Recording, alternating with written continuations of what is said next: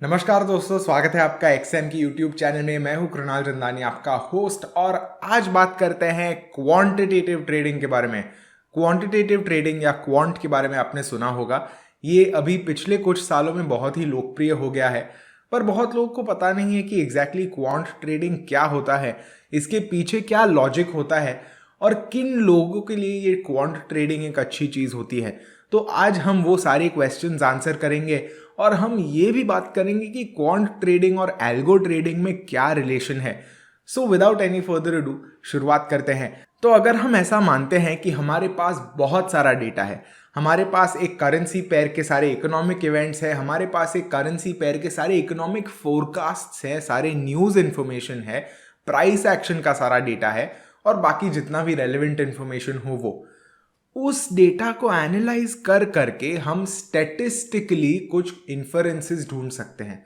मतलब अगर हम एग्जाम्पल के तौर पे मानते हैं कि जब जब जो उन लोग की सेंट्रल बैंक है, उस कंट्री की सेंट्रल बैंक है, उसने 50 बेसिस पॉइंट्स या उससे ज़्यादा का रेट हाइक किया है, तो हमने आने वाले 3 से 4 महीनों में करेंसी को अप्रिशिएट होते देखा है बाय 2 to 3%। अगर हम ऐसा एक अनुमान लगाते हैं और हमारा स्टैटिस्टिकल एनालिसिस भी कुछ वही चीज़ को बताता है, तो हम उसे एक चीज़ मान सकते हैं, उसे मान सकते हैं कि वो हमारा क्वांटिटेटिवली डिराइव्ड एनालिसिस है, क्वांटिटेटिवली डिराइव्ड व्यू है। क्योंकि उस पर हम लोग ने स्टैटिस्टिकल एनालिसिस की है, हम लोग ने नंबर्स और डेटा को ध्यान में रखकर एक ऐसी प्रोबेबिलिटी निकाली है कि वो 3 से 4 महीने में इतना ग्रो करेगा। तो उसके बाद हमारा एक्शन क्या होगा? हमारा एक्शन होगा कि अगर वो करेंसी अप्रिशिएट होने वाली है तो वैसा हम ट्रेड ले सकते हैं। समझो अगर वो करेंसी यूएसडी है, अगर मानते हैं, अगर आपको यूएसडी के अप्रिसिएशन पे ट्रेड करना है तो आप समझो यूरो यूएसडी शॉर्ट कर सकते हो, यूएसडी कैड या वैसा कोई ट्रेड लॉन्ग कर सकते हो अगर आपके हिसाब से वो चलेगा तो, या फिर आप DXY में ट्रेड ले सकते हो। तो कुछ ऐसे ट्रेड्स आप ले सकते हो क्वांटिटेटिव एनालिसिस से। क्वांटिटेटिव ट्रेडिंग का एक और पार्ट वो होता है कि आपको एक्यूरेसी परसेंटेज का एक बेटर अनुमान आ जाता है। मानते हैं कि वो हमने जो प्रीवियस स्ट्रैटेजी मेंशन की, अगर वो आप स्टडी कर करके देखते हो कि पिछले 20 सालों में इसकी 80% एक्यूरेसी रही है, तो आपको पता होगा कि समझो अगर अगली बार जो फेड है, समझो यूएस का एग्जाम्पल लेते हैं हम लोग, तो जो फेड है अगर वो 50 बेसिस पॉइंट से ज़्यादा रेट हाइक करते हैं तो 80% चांस है कि आने वाले 3 से 4 महीने में यूएसडी 2 to 3% इंक्रीज होगा। तो उस हिसाब से आप अकॉर्डिंगली ट्रेड ले सकते हो। तो क्वांट ट्रेडिंग कुछ ऐसा होता है। अब अगर हम बात करते हैं कि क्वांट ट्रेडिंग कौन करता है, तो यहाँ पे चीज़ दिलचस्प हो जाती है, क्योंकि जनरली हम जो ट्रेडर्स देखते हैं वो काफ़ी टेक्निकल एनालिसिस साइड होते हैं, स्पेशली जो रिटेल ट्रेडर्स होते हैं वो।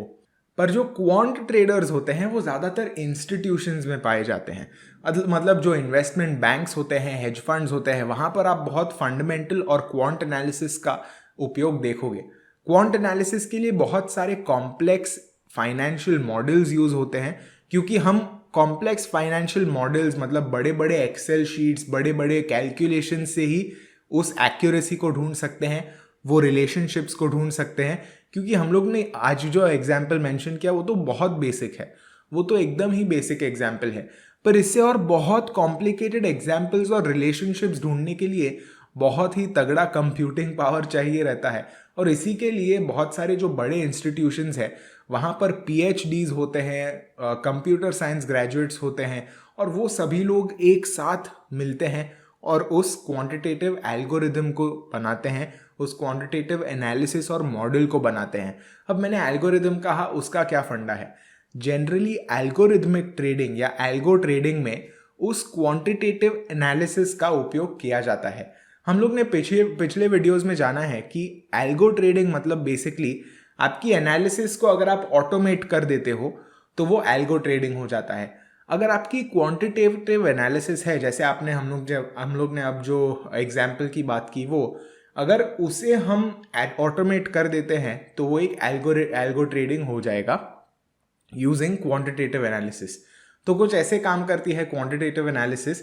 मैं आशा करता हूं कि आज इस वीडियो में आपको कुछ नया जानने मिला होगा। अगले वीडियो में मिलते हैं, तब तक happy trading, happy analysis and see you in the next one.